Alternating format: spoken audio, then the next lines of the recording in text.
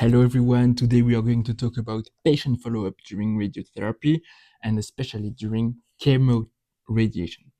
And I want to share with you a very important lesson for every clinician out there. Let's go through a clinical case. This one will be very brief because it's not really today's main topic. Here we have a 60-year-old patient, a smoker, diagnosed through appropriate investigations with an esophageal adenocarcinoma.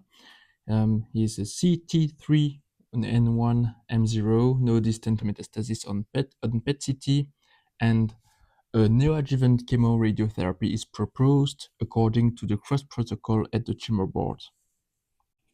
Some well-informed colleagues might point out that perioperative FLUT chemotherapy could also be an option, especially after the recent ESOPEC trial, the results of the ESOPEC trial. However, CROSS is still included in the current ESMO guidelines, as you can see here, but this is not the focus of today's discussion.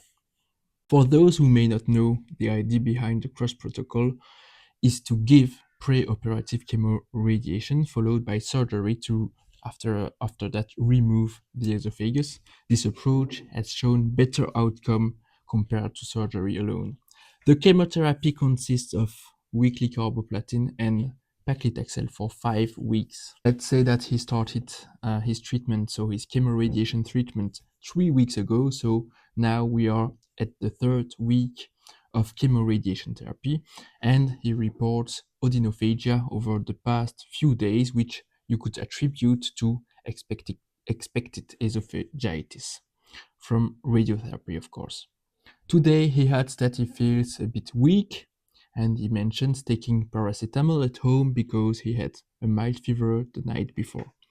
You are a good clinician, so you will perform a clinical exam, and you take, of course, the vital signs: temperature 38.4 degree, heart rate of 102 BPM, and yes, a normal blood pressure and a normal oxygen saturation. You could say right now, okay, this is just a local toxicity from radiotherapy, maybe just an esophagitis. We see that every day. This would be a dangerous mistake. In fact, this could be the first sign of a life-threatening emergency that requires immediate action. This emergency is febrile neutropenia. Here is the definition: a low white blood count, a low white blood cell count together with a fever about 38. Maybe the exact cutoff values have changed over time, but that's not really the point of today's talk. The key idea is simple: chemotherapy has destroyed the patient's immunity, and now an infection is setting in. In this case, the fact that the patient feels weak and he had a fever last night, that he took paracetamol, and now uh, he presents with even a low grade temperature 38.4, should immediately alert you when dealing with a patient undergoing chemoradiation. So the key takeaway message is this: anamnesis, vital signs, and clinical examinations are essential when following up patients during chemoradiotherapy.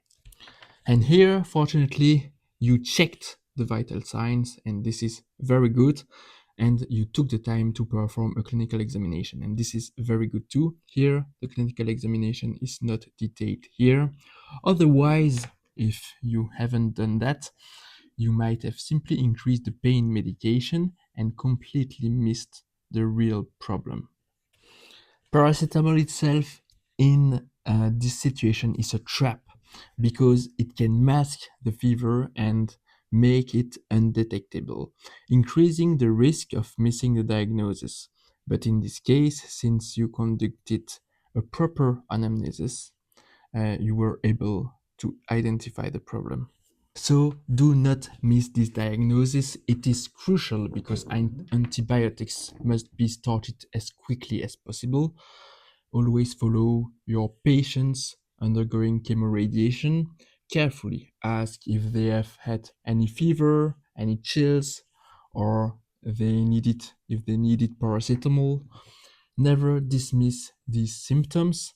Check the vital signs, perform a clinical examination, and always assume the worst case scenario in this situation. If you are a radiation oncologist, this is really important. This diagnosis is really important for your daily practice. Why? Because you, as a radiation oncologist, you see your patients each day from Monday to Friday, unlike some oncologists who may only review them weekly.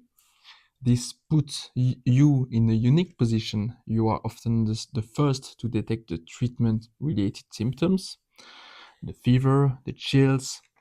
He took paracetamol yesterday, anything in the anamnesis or in the clinical examination, and the active follow up is essential. Radiotherapy toxicities are usually local, but never forget that concurrent chemotherapy can cause life threatening systemic toxicities.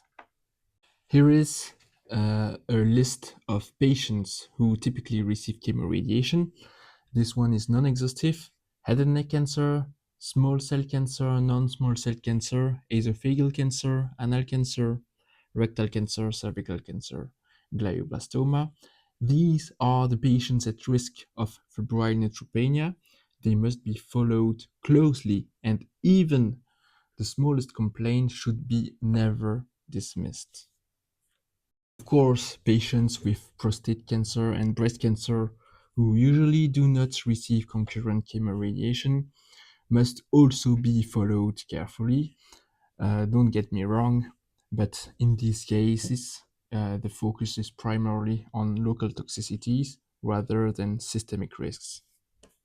On the other hand, patients receiving chemoradiation also experience local toxicity, of course, but always remember the first priority is to think of the worst case scenario. There are also chemotherapies that do not cause any myelosuppression, but in general, the majority of them do produce hematologic toxicity. Take home messages: in chemoradiation, you are on the front line because you see your patients every day. Febrile neutropenia is a life threatening trap.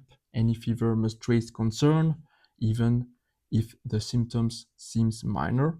Do not get locked into thinking only about local radiotherapy toxicities. This is really, really important. You have to think more than the classical treatment of a breast or a prostate cancer. This could lead to a severe toxicity, a life-threatening toxicity. Always remember, when your patient is following is in a chemoradiation treatment, he is a patient at risk of febrile neutropenia. And it is thanks to your daily vigilance that a patient's life can be saved. Thank you for watching this video. Thank you for all your support in the other videos. And don't forget to like, subscribe, and see you in the next one. Bye.